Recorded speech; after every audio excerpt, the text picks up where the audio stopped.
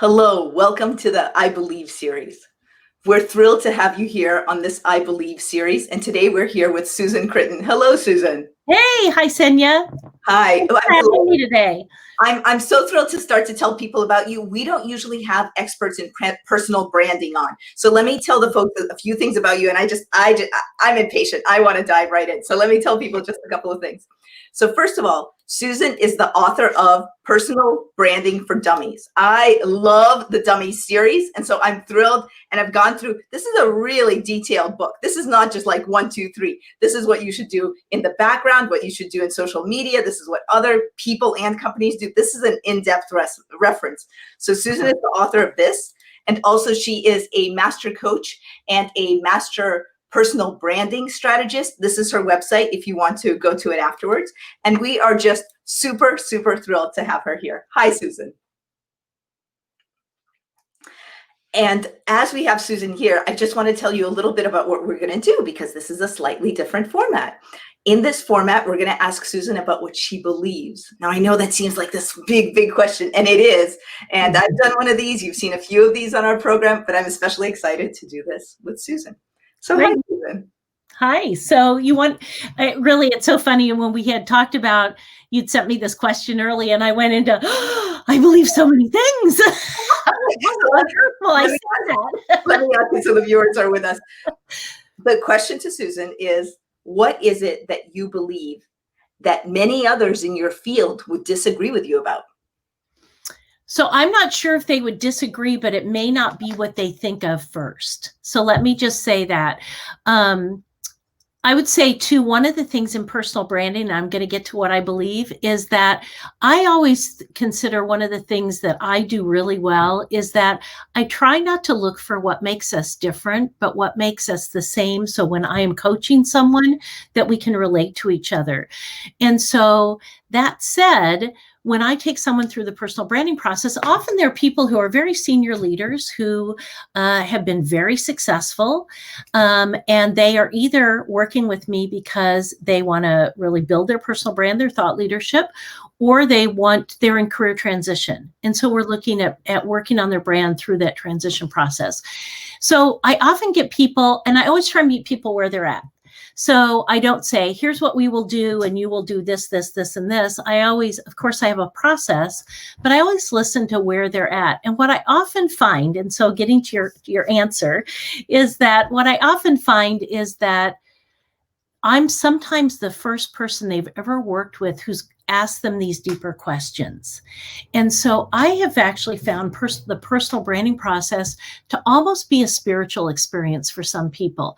They may not call it that, but I watch it. And I watch them discover who they are and what's important to them, and how do they say that in the world? And what do they want to share? What don't they want to share? What are parts of themselves that they want to explore and bring out more? And so for me, this personal branding process, I think,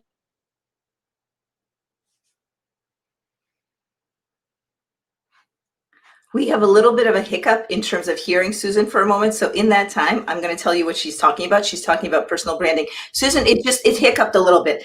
We're on the internet. Hello, people. This is going to happen. This happens from time to time. So I have had no problems with my internet until yesterday, and we have the fastest internet.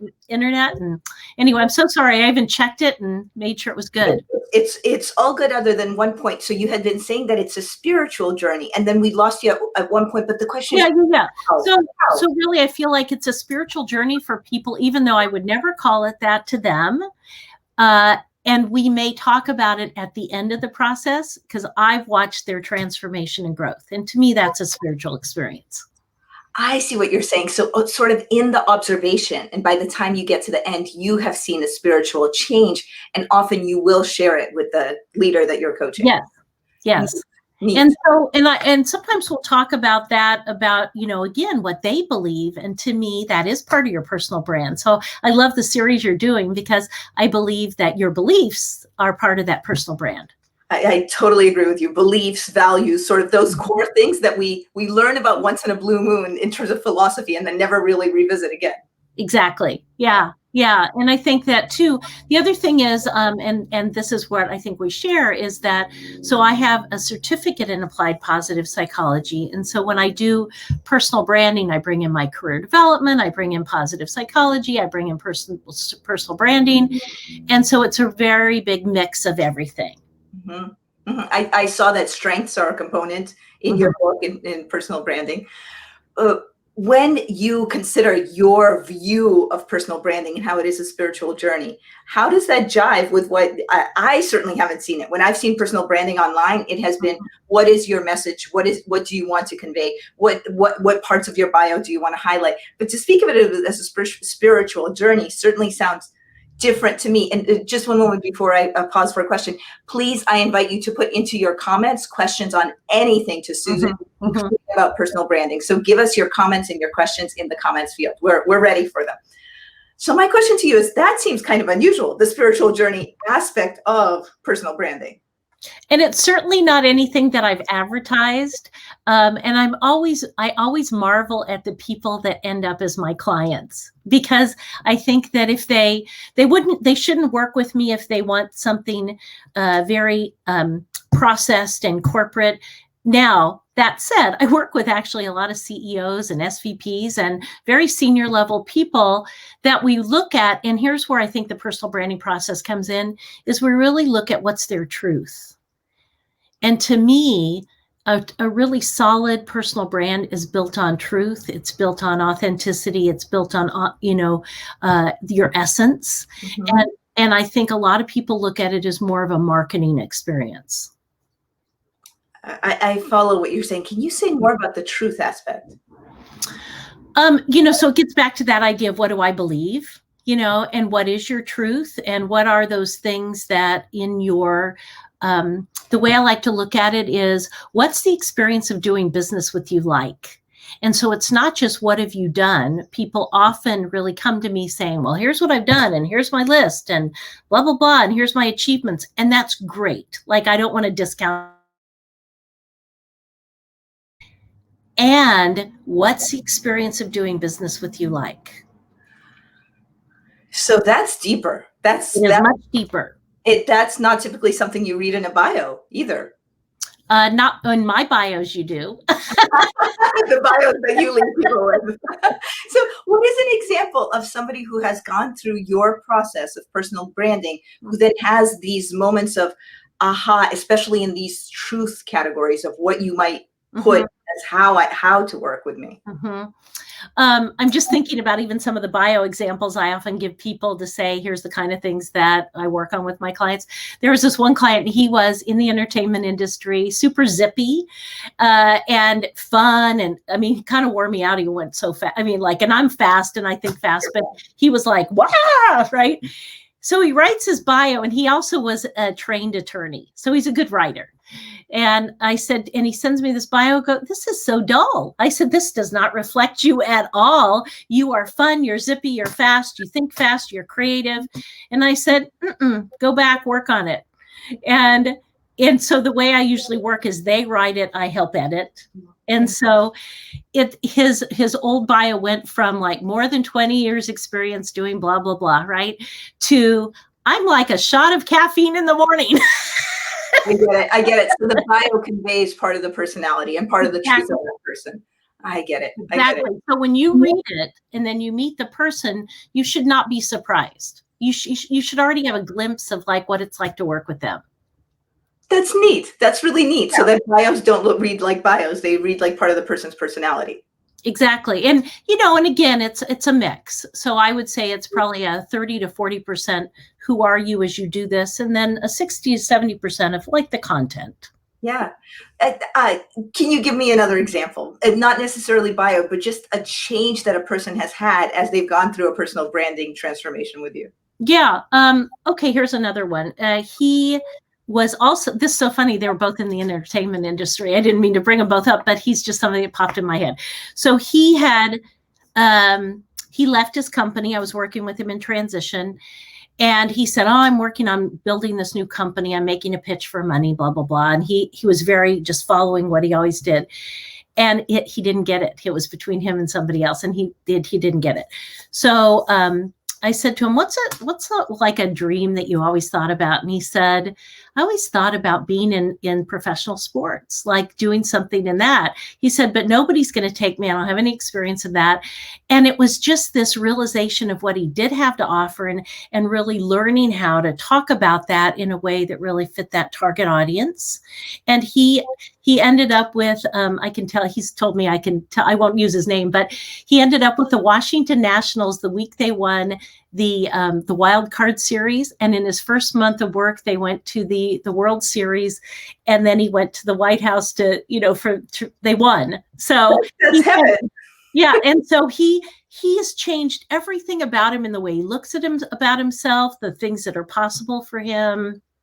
Wow. It's not that he became a professional athlete, but he works for the. No, he's like that. Yeah, he's in business development. He's one of their SVPs. Yeah. But additionally, he has made a fit with what his dream is. Yeah. And so I could go on and on. I mean, I've worked with I've been doing this work for 25 years. I have thousands of people. And, I think what's really wonderful is that a lot of my clients really stay in touch with me. And so, and I just had one the other day, and she was a VP at a really big company, like very high level. And she's just owned who she is. And she's letting her authenticity out, whereas before she followed the program and did what she thought she should look like. Yeah. Yeah. Tell us, people who are listening for just a few minutes here on live, what are some things that they can do to get more of themselves into how they come across in their work with people? I think the first thing is to not be so afraid. So a lot of people are really afraid they won't be liked, they'll be judged. But here's one thing, every good brand, you're going to have people that don't like it. And if you're going to have a brand, you have to be willing to have more people like certain things about you. And there's going to be people that don't like certain things about you. And so you've got to own that. Mm-hmm. And so I think what can people do? The very first thing is not be afraid to let some of your kind of unusual characteristics show up as appropriate. So I'm not big on, like letting your freak flag wave too high, but at the same time, I think you own that. Like I'm a pretty energetic, happy, opinionated person. And one thing I will say to people is I'm really enthusiastic. And sometimes if I don't like it, I'm enthusiastic there too. So giving the caveat of the strength and the way the strength might manifest itself. That's right. So if I'm enthusiastic about something I don't like, you'll probably hear about that too. Yeah. So being not fearing and then being direct and upfront about what that thing is. What is that thing that's part of your personality, and just how it might show up in the most wonderful way, but in all ways, really. Mm-hmm. And let's bring this into the positive psychology piece. I love using Strengths Finder and the VIA character strengths, and I use them together. To me, I really look at the VIA character as those internal strengths that come from the inside. And then the Strengths Finder is how do we use that on the outside? And so I really look at that, and I go pretty deeply into that with my clients. And so in part of owning that behavior, I really look to try and bring that in. Yeah, I can see what you mean. We have a question for you. We have a question from Facebook. How could you possibly hide minutes of excitement in your personality and at the same time be professional looking? Mm-hmm. And is it this way that we can lose the feeling of being professional, or can we keep both excitement and professionalism? Yeah, I think you can. And I think that one of the things I've noticed is that a lot of the really senior leaders that I work with have not been afraid to do that. So I think some of that is you need to know, and I'm really also very big on your target audience. So you really need to know who it is you're speaking to. So I think you do let your personality out, and you also are mindful of the people who you are communicating with. Mm-hmm. So if you feel like you always can't be yourself, my question to you is, are you in the right place? Yeah. All right.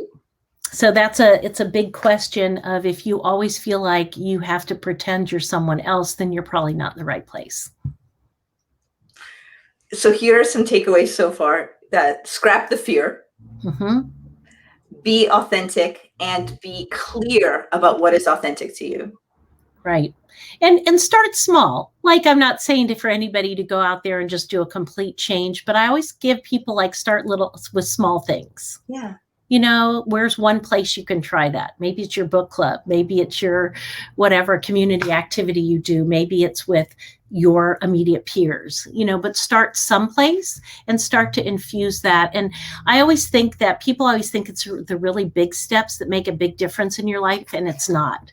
It's those little baby steps that's the first domino that you hit, because you'll wake up one day and you've made really big changes in your life. What are some small dominoes that people hit when they're working with you, just to give our people a sense of what you mean by these small steps? I'm a huge fan, and glad you brought up the small steps aspect. Yeah.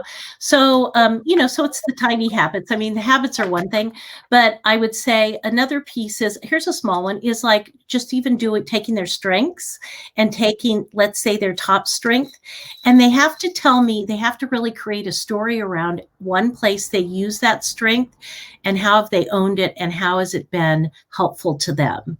Yeah. So really tune into who they are, take this assessment, see what the result is, and tune in, where does that really show up for you? And is it important? Just like you said, are you in the right field? Are you constantly getting bad feedback on who you are as a person? Here's another one, and this is fun. This is, any of your audience can do this one. So if you think about, and maybe I'll do this with you. If you could say, I'm going to just put me down into one word. What's your one word, Senya? Questions. Okay. So then what I would say to you when you ask if the little changes, I would challenge you to say, does that show up? Do people know that about you? And I want you to observe yourself over the next week on how you use and live questions. That's great. I could address that even now. I love asking questions, which is why I do these interviews with experts like you. I ask questions in my coaching, but here's a third area where I actually could be asking more questions. I have 2 kids, an 8-year-old and a 6-year-old, and sometimes I have a tendency to say this is the right thing to do, whereas I could be asking more questions there. So immediately something comes to mind. Yeah. So and if you want to be known as that, some of that, like that small step is just start to live your one word.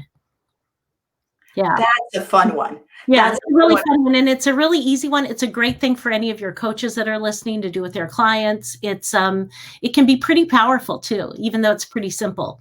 Let me ask people who are on the call, what is your one word? Just like Susan just asked me, what is your one word? What else should they be thinking about as they're thinking about their one word? Nothing.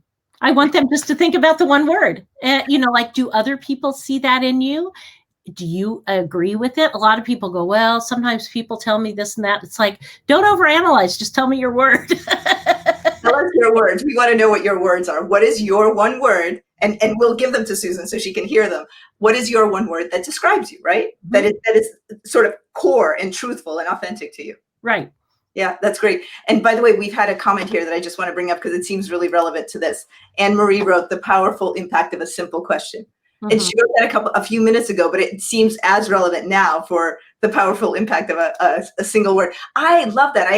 I'm a big fan of simplification and the one thing, those kinds of ideas. So to think about what is your one word and how can you push at it. And that is branding 101. Like, if you can own your one word and start to see how that goes out, does it show up in your bio? Does it show up in the way people see you? And if you want that one word, that's the very start of your personal brand. That's fun. That's really, really fun. Yeah. How did you come to this belief that the belief that the idea of a personal branding transformation actually is also a spiritual transformation? I mean, that's a kind of a long question. So I've been doing career development for a long time. Actually, before it even had a name to it.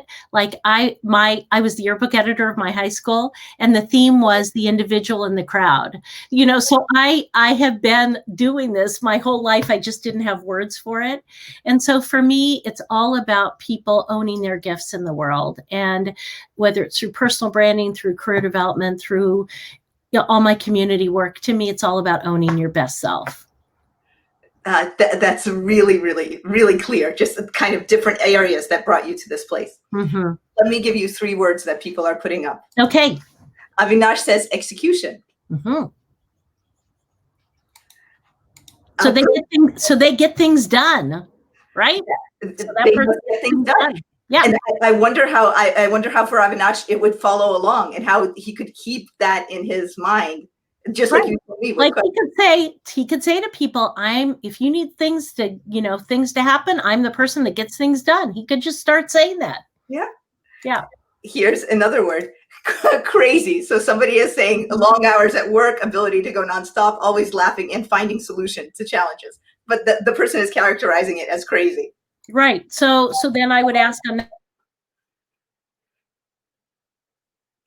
We went out for a moment. We'll ask Susan when she comes back.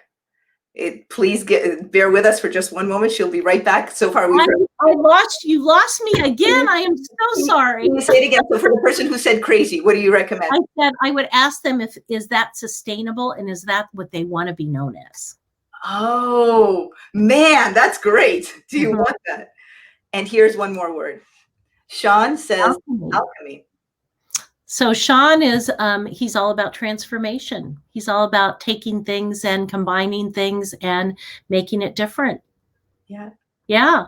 And it reminds me, of course, of the beautiful book, The Alchemist. And I happen to know about that he's also a poet in addition to being a few other things. So that's another sort of aspect of hits us in different ways. But do you see how right away how different all three of those people were and how we, see them in a different way, right? I love your advice to the first person, the person who said execution. You said, look, present yourself as that. Go to people and say, what do you need done? What do you need done? In really simple terms. I've got one more for you, which is Anne-Marie says alignment. Alignment. Anne-Marie, I'm a CAP graduate too. I'll just say that. So alignment is, that could be seen in different ways. And if we were talking, I'd say, how are you congruent? If you're in alignment, that means you're congruent. And how does that show up in your work? I mean, like that could be a whole session around that one word. And by the way, the great thing and my favorite thing about doing these live is that first person who came up with crazy is saying good point and something for me to think about, that maybe it's not sustainable long-term for me. Right. That's a hard word to keep going for 30 years. As we take this home for everybody, and I know we can't encapsulate your whole book and your 25 years of work in this into a few ideas. What do you want people to keep with them as they step away from our conversation today? To not be afraid of showing who you really are. And, I mean, there's so much, and what my book does is I can't work with everybody. And so it's actually like talking to me. If you looked at it, it's very, it's kind of this, like we're having a conversation, and I wrote it so I can't be everyone's guide, but find a guide that helps you not be afraid to show your best self or who you really are. Thank you so much. It's been a joy speaking with you. It's been a joy too. Thank you, Senya. Thank you so much. All the best. And we've been here with Susan Chritton speaking about personal branding and about you. Thank you, Susan. All the best.